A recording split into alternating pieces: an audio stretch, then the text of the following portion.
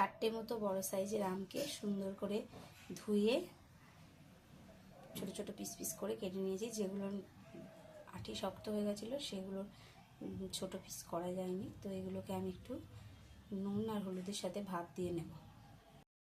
আমটা যে একবার ফুটে উঠবে সেই সময় এটাকে নামিয়ে দিতে হবে। আমি এর মধ্যে দিয়েছি হলুদ, নুন আর কাশ্মীরি লঙ্কার গুঁড়ো। এদিকে দেখো একটা শুকনো খোলার মধ্যে আমি গোটা ধনিয়া, গোটা জিরে, গোটা কালো সর্ষে, 4-5টা মতো শুকনো লঙ্কা আর খানিকটা পাঁচফোড়ন দিয়ে একটু রোস্ট করে নেব। তারপর এটাকে আমি শিলে গুঁড়িয়ে নেবো। তোমরা মিক্সিতেও ঘোরাতে পারো, সেটাকে তোমরা একটা ছুরিতে ট্রান্সফার করে নেবে।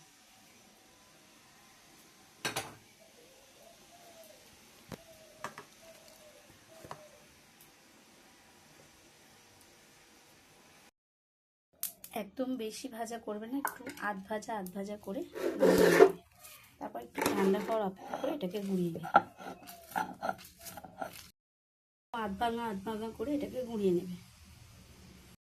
তারপরে সিদ্ধ ভাপ দেওয়া আমটাকে একটা বড় পাত্রের মধ্যে ঢেলে নেবে, আর উপরে লাল লাল হোক কাঁচা কাঁচা হোক কয়েকটা কাঁচা লঙ্কা বা ওরকম আধ পাকা কাঁচা লাল লাল লঙ্কা চিড়ে চিড়ে দিয়ে দেবে কাঁচা।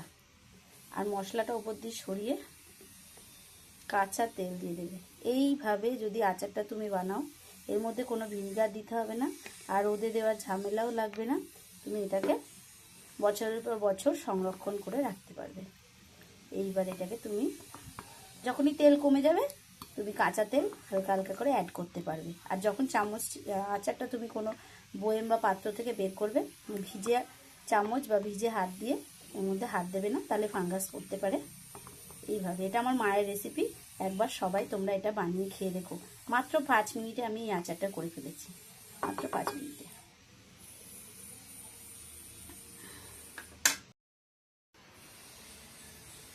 দেখো কালারটা কেমন এসেছে, এই জন্য আমি এটাকে বাইরে নিয়ে আসলাম।